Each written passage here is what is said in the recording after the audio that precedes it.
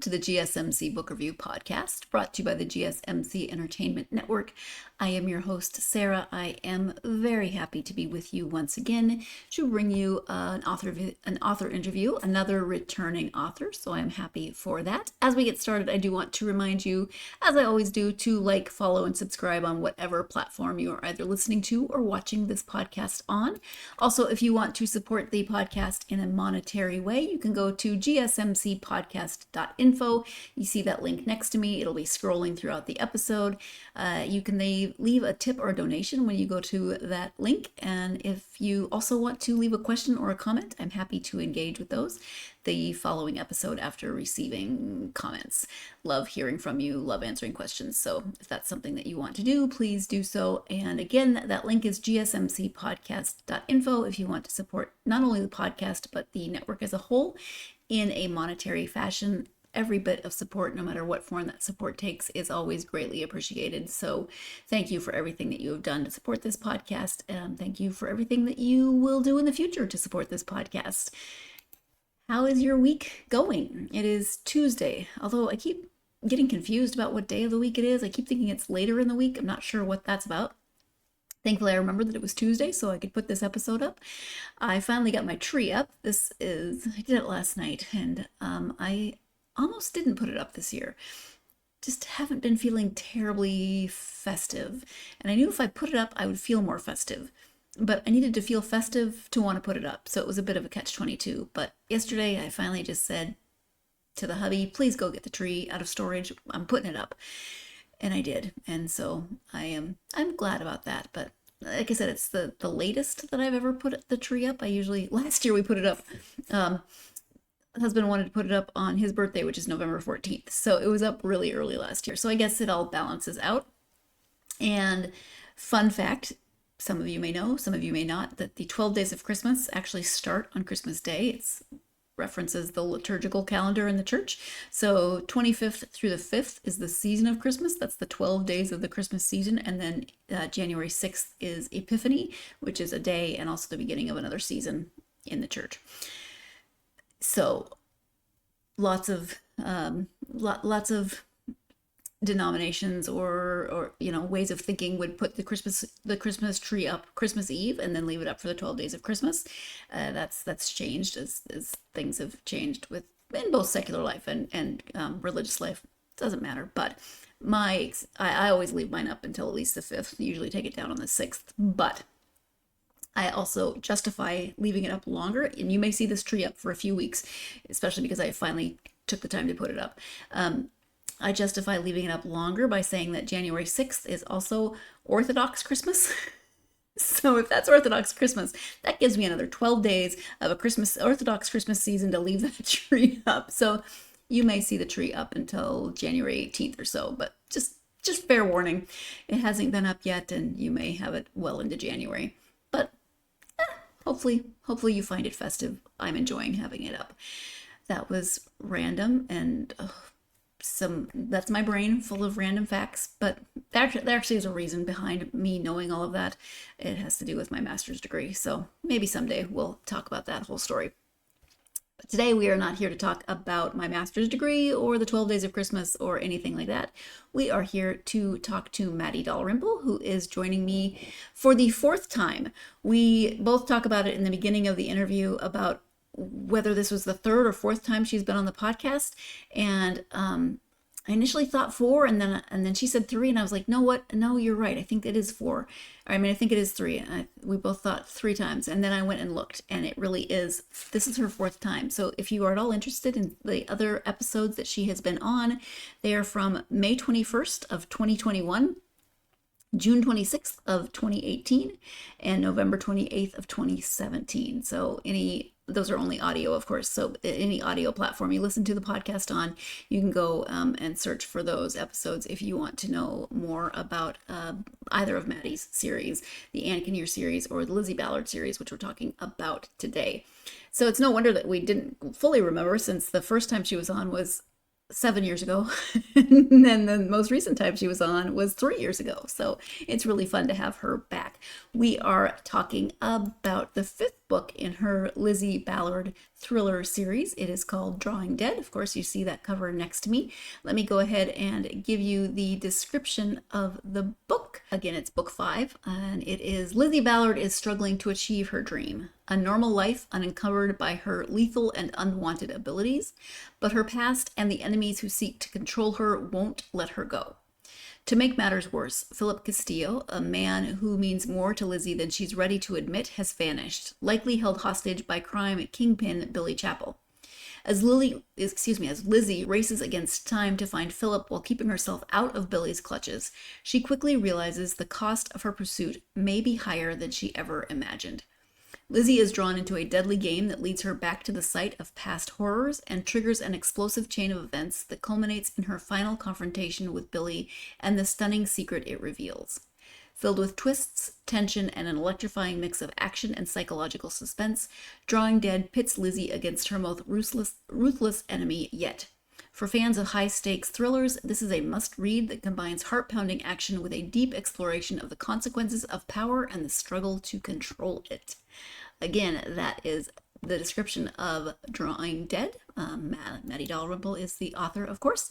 She is my guest for today, and this is, again, the fifth book in this series, so if you haven't read it, I would highly recommend starting at the beginning. You could jump in on book 5, but why would you want to? You've got 5 books to read if you are jumping into a series, and I think that's always fun. So I would definitely start at the beginning. I mentioned in the interview that as I was reading, I kept thinking, I'm missing something, and I realized that I missed book 4, which I'm very disappointed in. I will go back and read book 4 because it's going to fill in some gaps, but Matty does a good job of filling in those blanks. But why start a book at book 4 or start a series at book 4? These are not the type of thrillers that you really want to read as standalones. There's lots of backstory. There's lots of interconnecting relationships, and there's a Billy Chapel is the bad guy in this book, but there is Louise Mortensen, who is kind of a recurring, let's call her a nemesis throughout the series. And so you want to get that backstory. You want to get her relationship with Lizzy. You want to know why she continues to be involved in Lizzy's life in various ways, why that is. You want to know all those things. And then there's a group of people surrounding Lizzy. Thankfully, she's got a good group because things happen around Lizzy, to Lizzy, because of Lizzy, in spite of Lizzy, and she's got a very good group of people around her helping her through these situations, and you want to know those backstories as well. So start with book 1. I enjoy getting to know Lizzy and really watching her character arc, the secondary characters' arcs, etc., as the series continues, watching it evolve, kind of seeing where it's going to go next, because I didn't see it necessarily going where it has going when I first started reading the books, when Matty first came on the podcast. So that has been fun too, watching the situations that Lizzy finds herself, because of course Matty writes her into them. Thriller authors are mean, but anyway, start with book 1, but then work your way up to this one. And we try to avoid a lot of spoilers, just kind of giving you what this one is about. So if you've read the first 4, you'll be in great shape. If you haven't read the first 4, you won't have a lot of spoilers, but it's always hard when you're talking about a series. Let's let Matty talk about the series. Again, it is the Lizzy Ballard series. This installment, this book is book 5 of that series, and the author is Matty Dalrymple. Hi, Matty. Welcome back to the podcast. Thank you. It is lovely to be here. It's great to have you back. I was trying to remember. I should have looked before we started if this is your 3rd time. I think it's your 3rd time on the podcast. It might be your 4th. I think 3rd. If I had to guess, I would guess 3rd. 3rd sounds right to me, but I should have double checked. At any rate, it's nice to have you back and to see you this time. This is your first time with the video, so thank you. Yeah, love the video. We are going to talk about Lizzy's new adventures, latest adventures, but before we get to the book, if you wouldn't mind reintroducing yourself for people who might not know you. Sure. I am Matty Dalrymple. I write the Ann Kinnear suspense novels and suspense shorts and Lizzy Ballard thrillers. And I also write, speak, podcast, and consult on the writing craft and the publishing voyage as the indie author. And I am the campaigns manager for the Alliance of Independent Authors. All right, thank you very much. So this is Lizzie's fifth book now. It's called Drawing Dead. Can you give an Yeah. overview of the story? Actually, first start with Lizzie in general. Can you give an overview of the series? Sure. So, the Lizzie series came about because I was working on the Ann Kinnear suspense novels, and the sort of theme of the Ann Kinnear suspense novels is the idea of what happens when an extraordinary ability transforms an ordinary life. And so, in the case of Anne, the extraordinary ability is that Anne can communicate with dead people. And so, I had written two books, The Sense of Death and The Sense of Reckoning in Anne's World. And then I had this idea for another extraordinary ability, this idea of what if everything's normal, but you just tweak one thing in it. But the one thing I wanted to tweak was not really something that would have made sense in Anne's world. And Hmm. so I thought, well, I'm just gonna write this one standalone about this other ability that I want to pursue.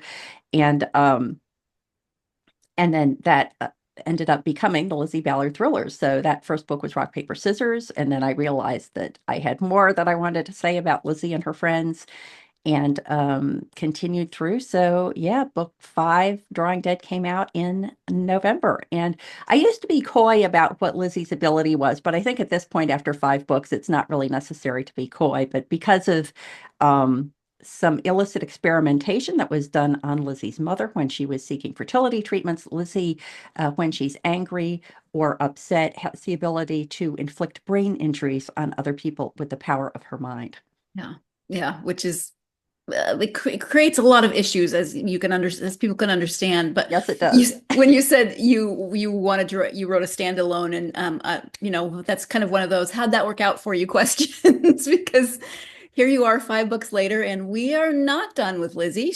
We've still got some things that need to be sorted through. Yeah. The title is Drawing Dead. All of the Lizzy Ballard books have game themed titles. So talk about Drawing Dead as the title for this one.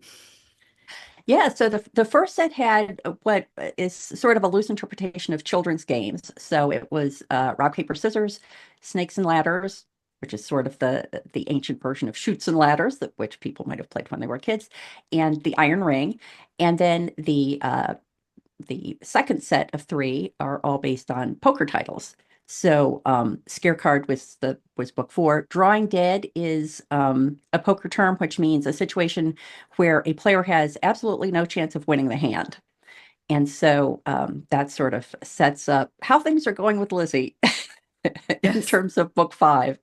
Yeah. And then I do have a novella that features um, Lizzie's nemesis, Louise Mortensen, and that book is based on chess terms. So Louise's novella is Killbox Checkmate.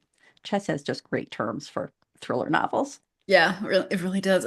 When I started reading this one and you give the description of what Drawing Dead means in poker, my husband's a poker player and he was sitting next to me. And so I just said randomly, no context whatsoever, what does Drawing Dead mean? And he just spit it right out. So Excellent. yeah, I was like, good I do job. like to Yeah, I do like to say that you do not need to know poker to the poker scenes are quite limited. So some Right. people get alarmed, like there is a poker scene in the first chapter, and a couple of people said to me, "Am I going to need to know poker to understand this?" And I said, "No, that's pretty much the entire poker gestalt that's going to go on in this book." Yeah.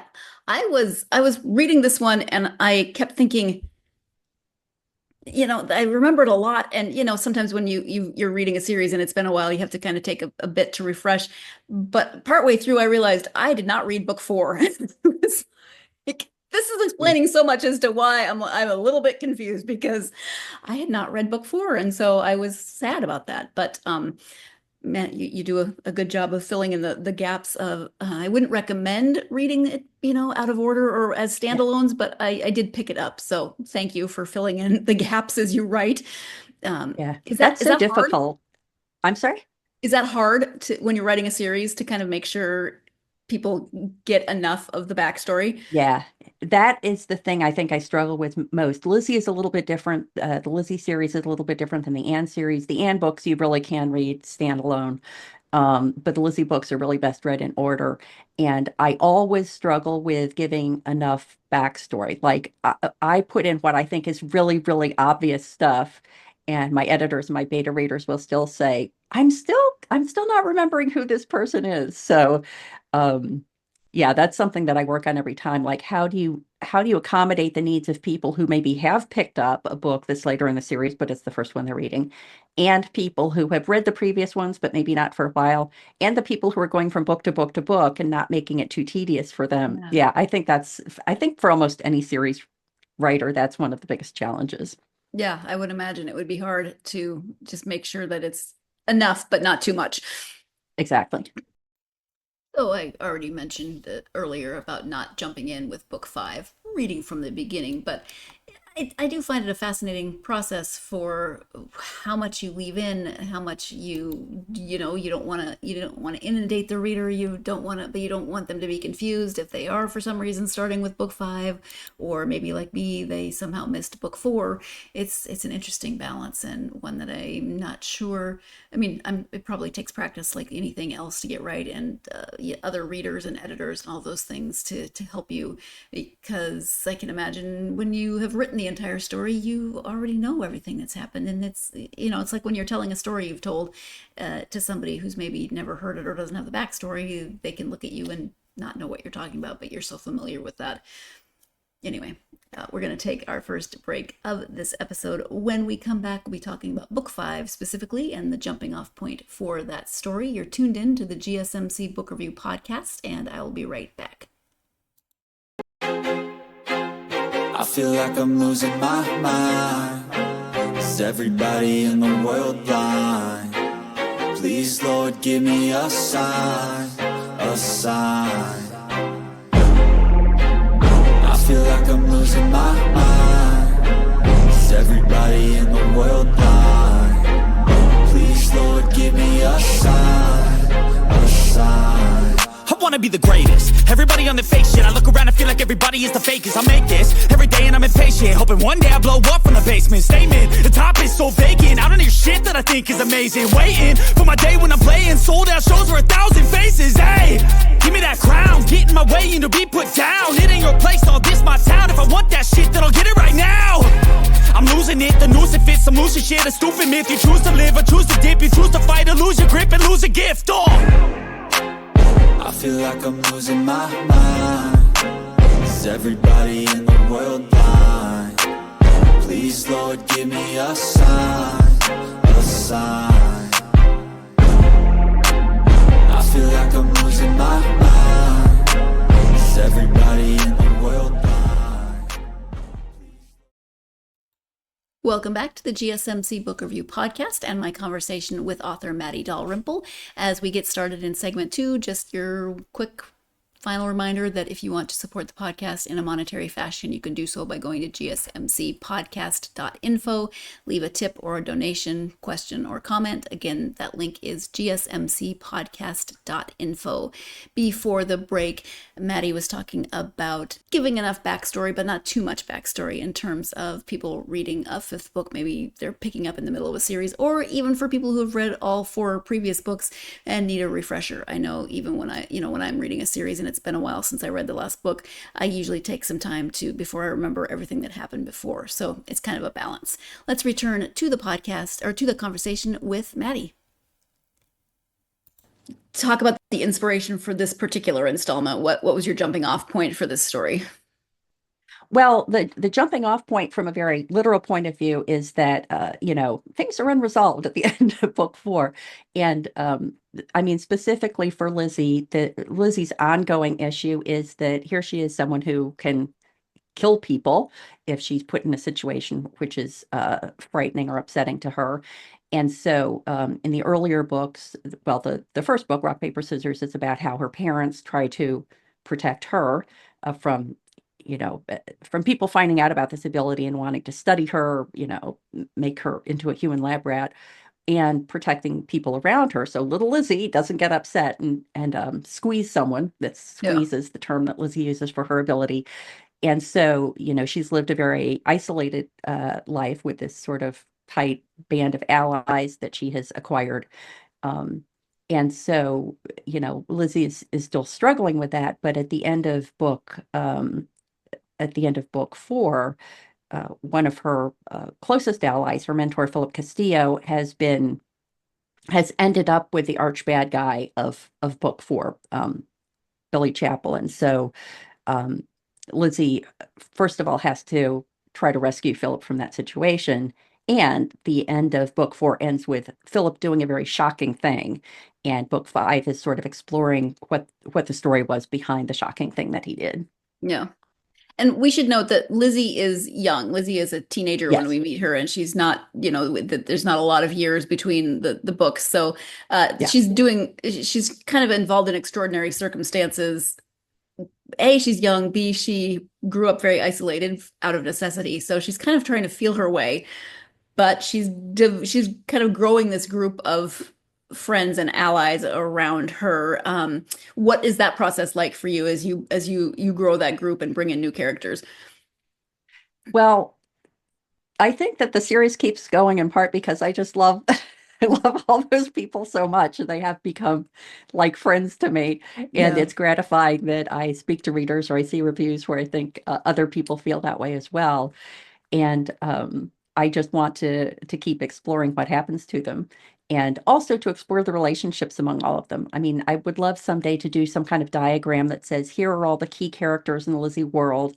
And then have I explored the relationship of each of those people to the other? Because like in book five, there's a relationship that I never saw coming, but as I was writing the story, there were two characters that were kind of thrown together, and I was like, "Oh, this is perfect." Like I hadn't thought about that, but just the plot led me to, like, naturally, the plot led me to bringing these two characters together. So that was super fun, and I also like during every book when I'm first thinking about the plot, I think and like to keep people excited, am I going to have to kill off like one of the characters that we've Right. grown to love? And every time I go, oh no, I just can't anymore. I Yeah. did Oh, early on, but I can't can't anymore. even. Yeah, I'm going through my head and I'm rejecting. No, no, no. Yeah, yeah, So the characters you're referring to, I'm assuming are the characters that people are speculating about. Other characters are speculating about that potential relationship as well. Is that what you're referring to for the relationship you didn't see coming? well, there's a romantic relationship that develops between two people that I never even expected to like run into each other again after I had written them, and yet they're thrown together, and then it just seemed so obvious that in the Hmm. circumstances these are people who would become romantically involved. So Yeah. uh, that was fun. Yeah, that's got to be interesting when you're writing and you're thinking this way, and then the character's like, you know what? I think maybe you should take a turn this direction. Does that ever surprise Yeah. you? Yeah, and it wasn't even that it had to be a turn. It was like all I had to do was acknowledge that yes, this totally made sense in the context of the plot. Yeah. Unlike some other things, I mean, there was a scene that I had really well thought out in book five, which was Philip has to go into so Billy Chapel is the bad guy of book five. Philip has to go into Billy's home to get something that is going to be useful for Lizzie, and I thought this is going to be so cool, Philip sneaking around the house, and maybe Lizzie's in the house too, and they're sneaking around or unaware that the other one is there. I must have worked on that for weeks, and I finally just said, you know what? There is no logical reason that Philip would ever go into this guy's house. So sometimes you just have to acknowledge that, yeah, that It's not. idea isn't going to fly. Yeah. Which I would imagine would be frustrating, but you can't just shove it in there because you Yeah, want to. Um, exactly. when it comes to the group around Lizzie as that grows and evolves, there are chapters from different points of view. I mean, you get a lot of Lizzie's point of view, but how, as the writer, do you kind of determine, okay, what am I getting? Whose chapter will be whose, and how do you keep track also? Yeah, I haven't ever really had trouble keeping track. The idea of multiple points of view, I think, is interesting to me for the same reason that I want to explore the relationship of every character with every other character, because I just think that the same situation seen from different people's points of view is more compelling. I may be changing this going forward, but the fact that I need somebody who can observe Lizzie's situation other than Lizzie, who can observe it from a little bit of a distance, sometimes more impartially, or sometimes bringing a more mature perspective to it than she has, because she's very young in the first book. By the end of the first book and through the rest of the book, she's 16 or 17 years old. And as you said, is leading a very isolated and in some ways kind of protected life.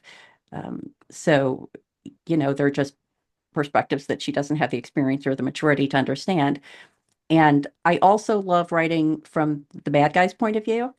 So I mean, if I had my druthers, I would probably write scenes from every single secondary character's point of view. But then once I sort of frame out what I think the story is going to look like, and I've sort of tentatively identified whose point of view each scene will be told from, then what I usually do is say, well, I only have like 2 point of view scenes from this character.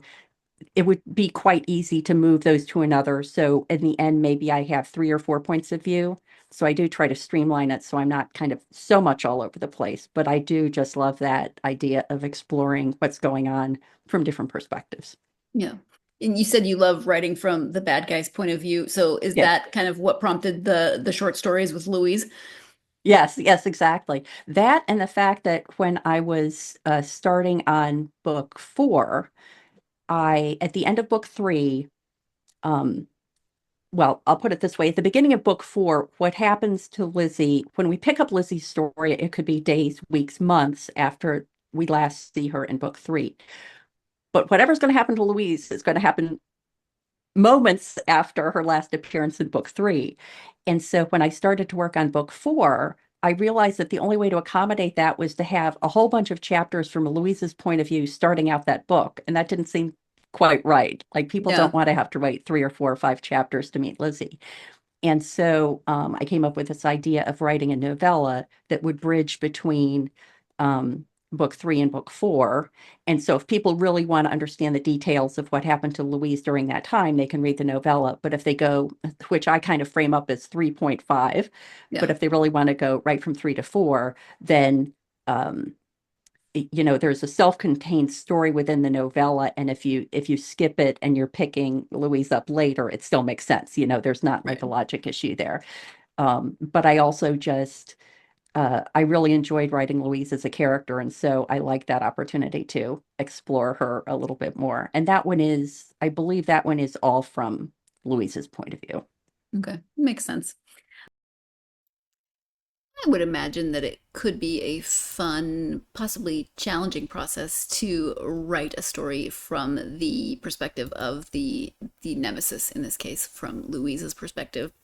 She is such an integral character in many ways to the series, and so getting in her head, kind of understanding more. There are some chapters from her perspective, of course, in the series itself, because it is multiple points of view, but to just see Louise's point of view would be very interesting. I have not read book 3.5, so might have to go back and do 3.5 and 4 and kind of fill in the gap that I have. But we're going to go ahead and take our next break.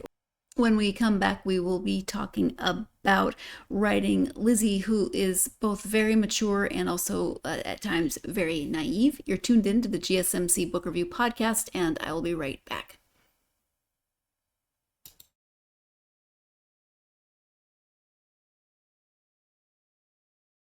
For the best and latest podcasts available anywhere, go to the podcast app on your cell phone and type in GSMC to access free content-rich podcasts on health and wellness, book reviews, sports, entertainment, relationships, social media, movies, technology, finance, and even weird news. Subscribe and download the GSMC Podcast Network's family of shows, available everywhere podcasts are found. Welcome back to the GSMC Book Review Podcast and my conversation with Matty Dalrymple. Before the break, Matty was talking about the story between books 3 and 5, so you could call it book 3.5 if you were so inclined, and that is Louise's story. Let's go back to talking a little bit more about Lizzie and her experiences and her perspective. Because Lizzie she's young, so she doesn't have the maturity in some ways, but she's also pretty much constantly surrounded by adults. She's never really spent time with a lot of younger people her own age. So that has to be an interesting place to write from, just to make sure that you're getting that balance right, because she is young, but she's very mature in some ways and very not immature, but like Naive. naive. Thank you, naive in other Yeah. ways. So how is it hard to find that balance ever? It has not been hard up until now, because this idea of like, I I didn't have like a big group of, like, I think a lot of kids these days have like the neighborhood gang or whatever, the school gang, or they're hanging out with a lot of different kids, and they're also hanging out with kids of different ages. And I never really had that. I had a much older sister, have a much older sister, and I usually had like one good friend my own age, but I didn't have the experience of looking at other kids, but from a slight remove age-wise. And so I got through my whole childhood and into adulthood with this sort of myopic view of childhood. Mhm. And I kind of felt like Lizzie's situation is so unique that I didn't have to worry about, well, is this what a teenager would do? Because her whole background is so unique Yeah. that she can behave by her own rules. But then I had a scene in book 6 that I'm planning now, which would be Lizzie taking a class with a group of other teenagers. And I thought, oh, this is going to be hard to do because I haven't spent time with teenagers since I was a teenager. Right. And so I have a friend who has a teenager, and I said, I might just have to like consult with your daughter to see if, what I'm getting wrong and what I'm getting right. But then I thought, on the other hand, Lizzie also wouldn't have any idea of how to interact appropriately with her No. peers. And so I think it will actually be quite funny. As long as I can get the behavior of the people around her right, then Lizzie's response to interacting with them is going to be exactly like my response would be to interacting with them. So I think that's going to be fun. Yeah, I was actually thinking that same thing. Was Lizzie's not going to quite know exactly what's going on Right. here either. Yeah. And yeah, so there are since the last time I talked to you, new covers. Can you talk about the new covers? Yeah. So when I got the covers done, I'm seeing if I have a copy here I can grab without knocking too many things over. So here's an example. Oh, that's a really old one. Sorry, let me pick out the one. So they were done by a guy named Juan Padron, who does beautiful covers. I had these covers for many years, and I realized that as with clothing, covers have styles. And Mhm. so I love those covers, but the style had kind of moved on. And I think that now they sort of say fantasy more than they say thriller. Mm. And the other thing I realized is that I think you almost need different covers for print and ebooks, because these covers are gorgeous, but the detail that makes them gorgeous is completely lost in a thumbnail size ebook cover or print Right. book cover. If you're looking at it on an online retailer, in a gallery, or in a list, you Yeah. lose all the detail that makes it fascinating. And so I started thinking that I had to rethink it. I mean, I'd had those for many years. And so I I love this. I don't actually know exactly what this is called, but I think it's called negative something, where you have the profile of a figure, and then it's like you're looking through the profile of the figure into another scene. So for Mhm. Drawing Dead, for example, it's a profile of Lizzie, and then you see, in this case, emergency responder lights, which is part of the story. And so that's definitely a more of a trend. I first saw it in Ben Winter's The Last Policeman trilogy, which I loved. I loved the books and I loved the covers. It had that same kind of effect. Mhm. And so I just decided it was time for a switch up. And these are also more appropriate. They're not only lovely in print, but they're also a little more attention getting and appropriate for thumbnail size pictures. So And yeah, they're I was easily I was oh, sorry. no, go ahead. I was just gonna say they're easily identifiable as a series now as well, because Lizzie's Yes. profile is on each of them Yes, with the so yeah, makes sense. exactly. Yeah. I follow you on social media, and one thing that I enjoy is you often do sort of crowdsourcing when you're writing. You'll say, I have this type of character, what would a name be for this character, or what would the situation? So is that just something you do kind of for fun to draw in your followers, or are these things that you're actually maybe a little bit stumped on? Yeah, a lot of them are things that I'm stumped on. So one of the things I tend to do, I realized when you have a book that has Lizzie, Louise, Lucas, inexplicably, when I was working on the Lizzie books, I just had a thing for names that started with L. Um, Drives my editor crazy. Uh, the Lizzie's last name is Ballard, and then one of the Louise's henchmen was named. His last name was Millard. So obviously, I'm in a rut when it comes to names, and I just think it's fun for the readers to help me think of them, and it's also helpful to me because they tend to think of a wider variety of names than I myself would think of. Yeah. I've also had uh, really good luck with one of the Ann Kinnear books. Uh, I needed the name of a publishing company. And so I said, I need the name of a fake publishing company. And somebody came up with a name that was a spin on Thomas and Mercer. So Thomas and Mercer is Amazon's crime fiction imprint. And he knew that the backstory of Thomas and Mercer is that in Seattle, I guess, that's cross streets near where this publisher is based are Thomas and Mercer. And Hmm. so he had picked like two streets that were slightly offset from Thomas and Mercer, which I ended up using as my publishing company. So sometimes readers just come up with fantastic ideas that I wouldn't even know to pursue. Yeah, that's great.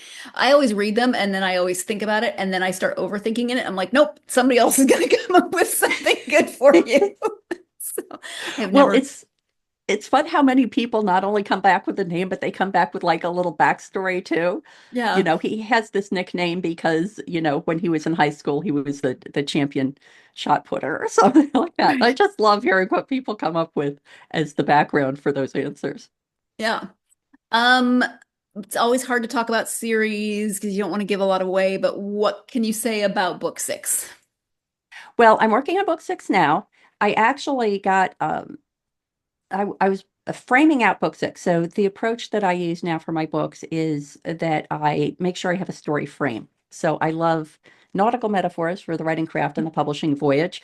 And I love this idea of having a frame like a boat frame.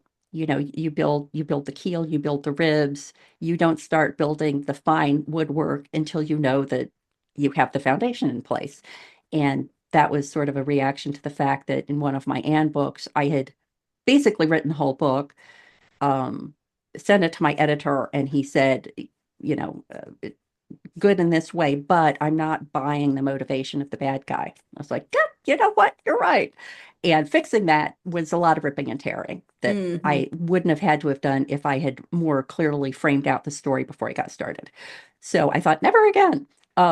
So I try to have not really an outline, but like a description of what's going to happen in each chapter. So I've been working on that for Lizzie 6, and then I got momentarily distracted by an idea for the Ann Kinnear books, but I'm setting that aside now because I really have to get Lizzie 6 done.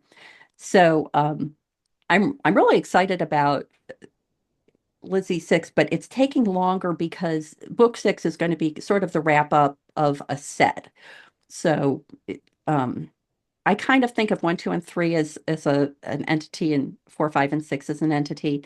And um, I need to bring, not only provide a story unto itself, but I have to bring the Lizzie arc to a satisfying temporary conclusion. Hmm. And so I think I have an idea for how that's going to happen, but now the devil's in the details as I try to work out what's going on there. I also have to figure out what to do with Louise, who's been, her nemesis since the beginning. And so I have to wrap that up in a way that I feel will be satisfying to both me and my readers.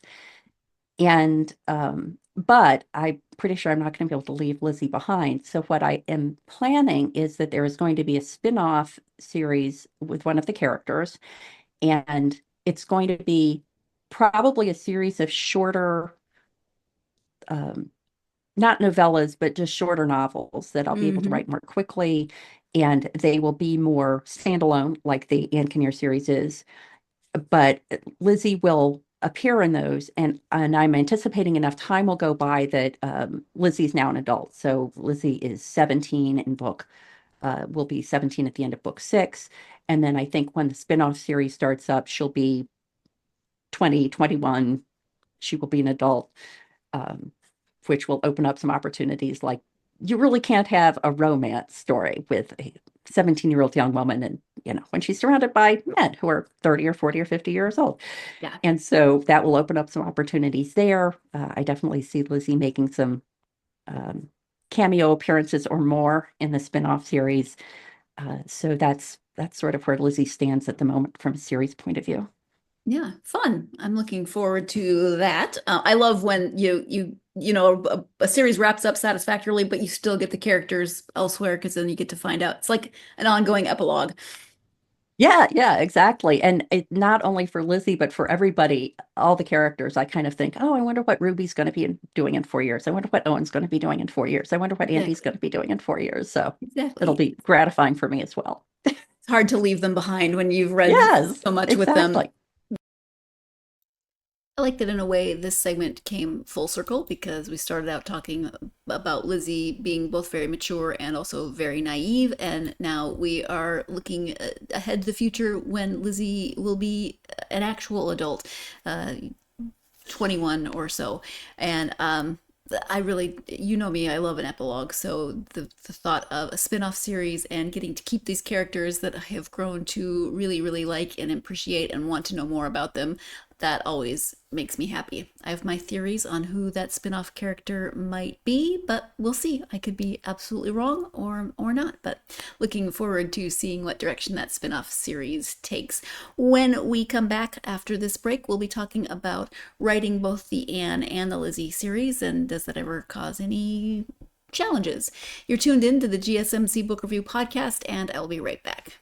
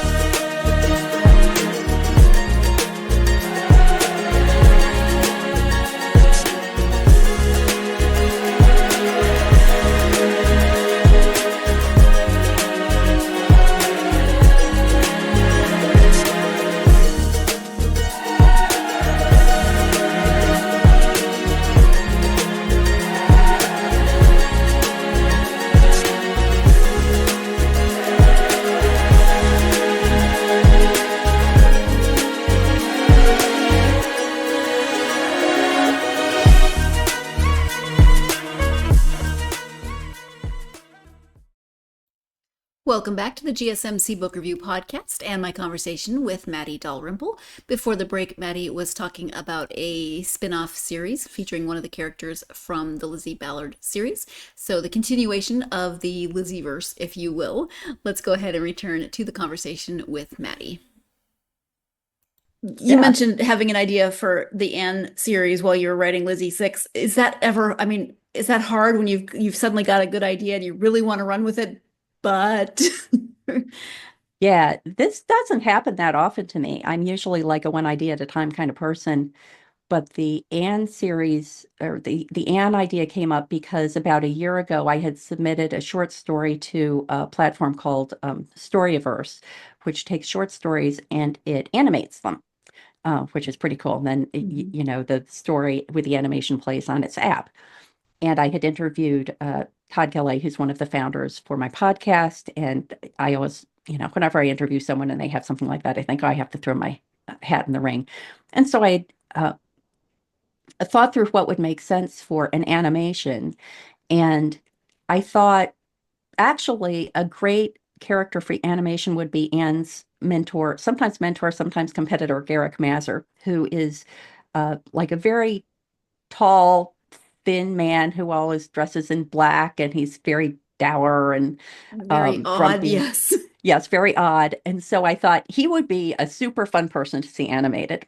And so I had done a short story that featured Garrick and sent it off. And, now a year has gone by. I haven't heard back. I'm pretty sure that I can do something else with that.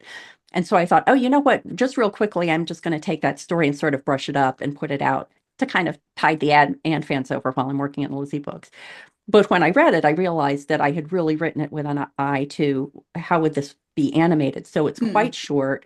It was much more focused on the visual environment than it was on like a deep character dive or something like Sure. that. And it was also quite simple. Like it didn't have the twists that I like to put in my stories. So I started thinking through, well, what if I'm changing this to be an Anne Kinnear story anyway, then what other changes would I want to make? And then with every little detail I added, I thought, oh, and you know what would be cool? Like a cool companion piece to that would be something else. And so pretty soon it was an Anne novel. And so I ended up framing out the story. Oftentimes with the Anne stories, there's the current day. There's like the story with Anne, and then there's another story that usually starts before Anne gets involved, because the Anne background is that she has this business that's managed by her brother, that where like people can hire her to speak with dead people.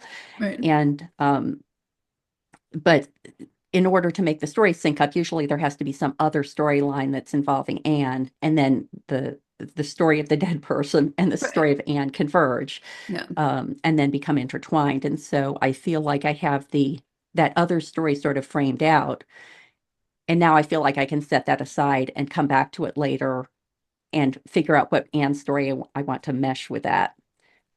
Also, it's set in Maine, one of my favorite places to set stories, and I'm probably not going to be back in Maine until the fall, and so that might be a good time to pick that up. But yeah, now I'm saying, no, I really have to stop that, and I have to get back to Lizzy, because most of the Lizzy stories end on a cliffhanger, so I do really feel like I owe the readers the next story pretty quickly. Yeah. Yes. Thank you for that. As a reader, when you've got a cliffhanger and then it's years, it's frustrating. Yeah, I don't want people to have to wait too long. Do you have an idea when book 6 might be coming out? First half of next year, I would say. Okay. I don't know that I can be more specific than that. Right. Okay. And next year being 2025. Right. We are getting really close to it being 2025. So yeah. I guess that could have been 2026, but it's not. So thank you. Geez, let me start that sentence over. Do you want to talk a little bit about your podcast? Yeah, that would be great. So I have a podcast called the Indie Author Podcast about the writing craft and the publishing voyage. I throw the topics wide open, and even though it's called the Indie Author, it really covers topics that are applicable to any author, regardless of their publishing path. Very, very infrequently, I will talk about something that's very, very specific to indie publishing, or sometimes even very, very specific to traditional publishing. But generally, it's tips for anyone who has sort of an indie frame of mind about the publishing endeavor. And I have been super excited at the people that I've been able to involve as guests. Actually, right after this, I'm going to be interviewing one of my favorite guests, Michael Laurent, who's been a guest many times. He's the author not only of many fiction books and nonfiction books, but also the person behind Author Level Up, which is a great resource for indie authors. And that was weekly. I actually just recently switched it to, I do 3 weekly episodes. And then the 4th week, I also host a podcast, the Alliance of Independent Authors podcast. I host a stream focused on editing and design. And so the week that I'm doing the Ally podcast, I kind of take off from the Indie Author podcast. Makes sense. You're very busy. So I like when your podcast pops up on social media, because sometimes I'm like, hey, I just talked to that person. It's fun to see the crossovers. Yes, it is fun. What have you been reading lately? When, and that's, you clearly have so much spare time. What have you been reading? So one book that I got a huge kick out of was a book called About the Author by John Colapinto. Speaking of the writing and publishing life, it's very funny. It's a thriller, but it's also very funny.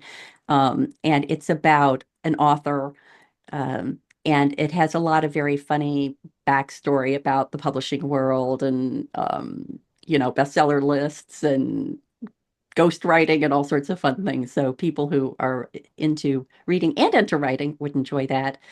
And then I've also been reading Plotting and Writing Suspense Fiction by Patricia Highsmith, which has been great fun. And if anybody's going to offer good advice about suspense writing, then Patricia Highsmith would be the person. Yeah, actually, that brings up a good point because you don't think thriller and funny often in the same sentence. Yeah. But you have to have those lighter moments in a thriller. Yes.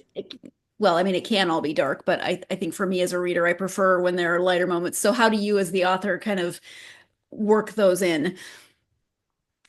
I just find for my own books that there are just natural points where in real life this would be an amusing scene. And I think this is another benefit of writing from multiple points of view, that sometimes like you'll have two characters, neither of whom would see the humor in a scene, but there can be a perspective from a third party who is seeing the funny side of what's going on. And I think you're absolutely right that if you're writing kind of a high stakes story like a thriller, then you have to give people a breather. You have to give them room to sort of recover. It can't always be at 11. You need a little bit of a pattern of ups and downs to give people a breather in those more thrilling moments.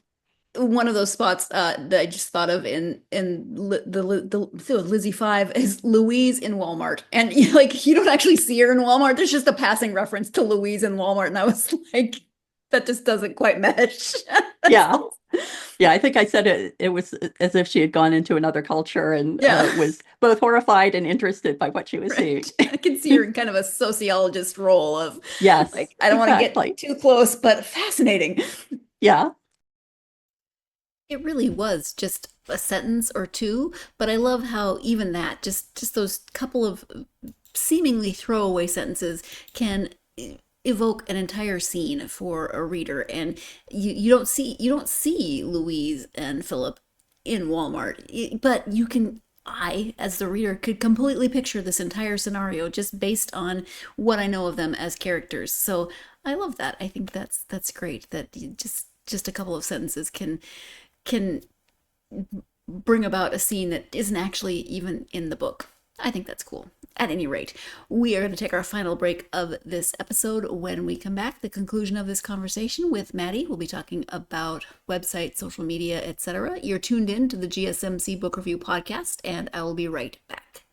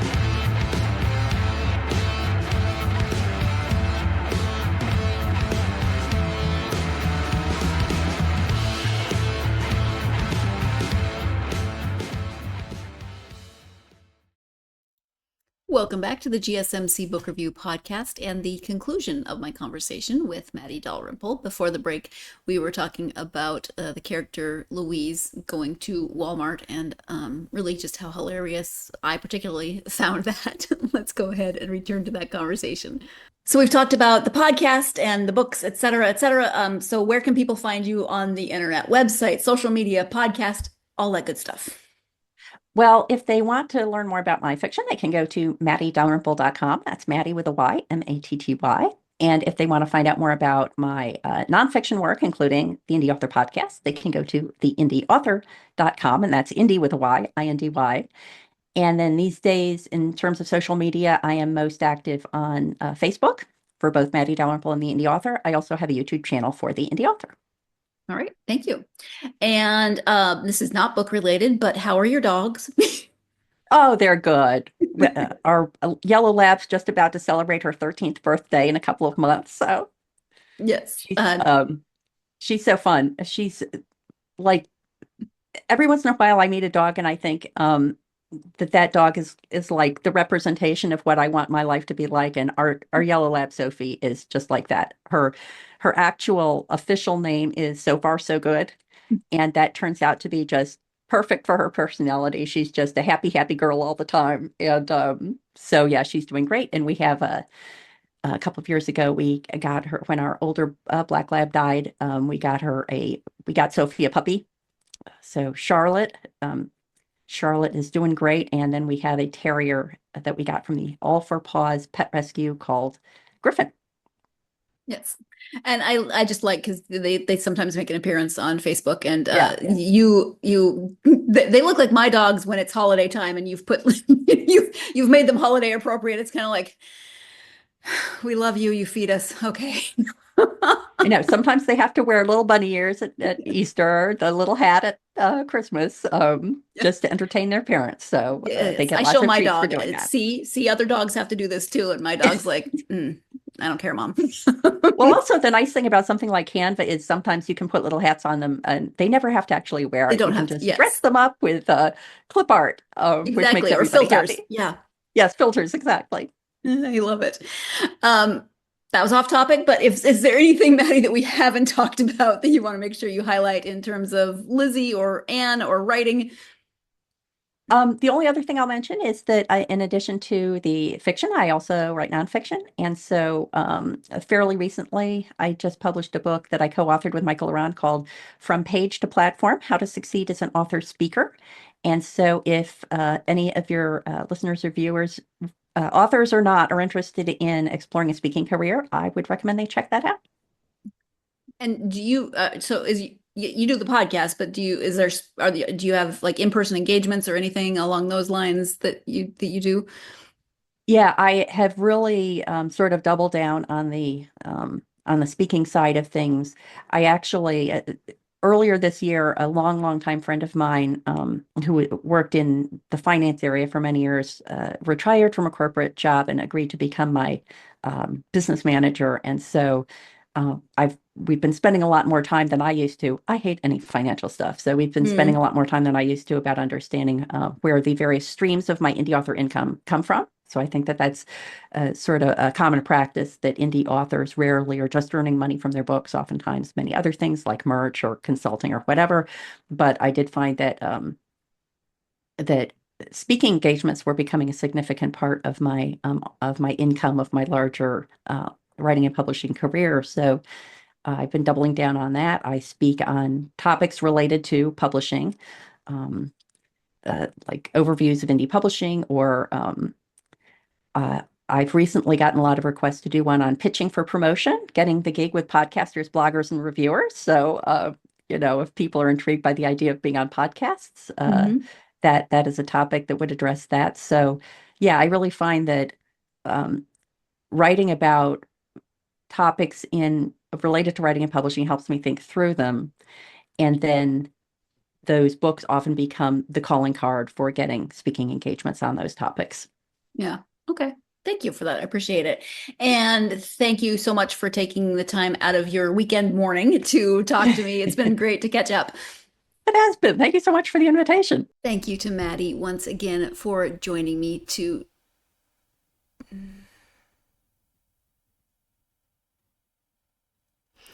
Thank you to Matty once again for joining me to talk about Book 5 in the Lizzy Ballard series, Drawing Dead. It's always a pleasure to speak with Matty. I really enjoy our conversations. If you are a fan of thrillers and you are looking for a new series, then you should definitely check this one out. Again, there are 5 books, so that is a great place to start. Or you could wait until the 6th one comes out if you want to do that. That's also acceptable. You can also check out the Anne Kinnear series. That one you can read more as those books as standalones, or you can read them in order, but gives you lots and lots of options between 2 series. Also, December, I know we're getting very close to still be buying gifts, but hey, if you need Christmas or Hanukkah gifts, you can check out the Anne Kinnear and the Lizzy Ballard series and maybe look into getting some of those for the book lovers on your lists. So thank you to Matty for joining me. Thank you, as always, for joining me for another episode. I've got another returning author joining me for the next episode, and I'll be speaking with Tracy Clark. We'll be talking about, it's another series. This one's crime fiction. This one's called Echo. It is the 3rd series in Tracy's Harriet Foster series. The third book in Tracy's Harriet Foster series. We talked about the first book in the series when Tracy was on the podcast the last time, so it's fun to see how everything has progressed in the series since then. Looking forward to talking to Tracy about this. It is Chicago in the winter, as you can see by that cover, and it's cold just reading about it, but we're learning a lot more about the main character, Harriet Foster, and so looking forward to speaking with Tracy, and hopefully you'll join me for that episode. In the meantime, as always, if you're a fan of this podcast, please do like, follow, and subscribe on whatever platform you either listen to or watch the podcast on. It really helps the algorithm. Something else that really helps the algorithm is to leave a positive review. Gets the podcast out to more readers such as yourselves, and it is greatly appreciated. If you're on social media, you can follow the podcast on Facebook, X, Instagram, TikTok, and Blue Sky. Blue Sky is new. Had to think about it for a minute. You can follow on those platforms. Love hearing from you. Come find the podcast and let me know what you're reading. All those good things that I always ask. So come find me. Leave me questions, comments. Be just as nosy as I always am. Hope you're having a great week. Hope whatever you're doing this week is giving you joy and not stress. I know this can be a time of year that involves a lot of stress, but take some time, find a good book. I hope the week will allow you the time to get yourself lost in a good book. Thank you so much, and I'll see you next time.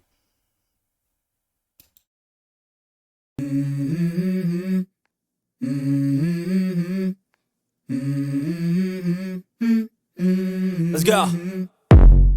I wake up to a little bit of drool on my pillow, feel like it's gonna be a bad day. Yeah, I'm tired of shit, and the coffee ain't hit yet, damn, ain't that great. I don't wanna go to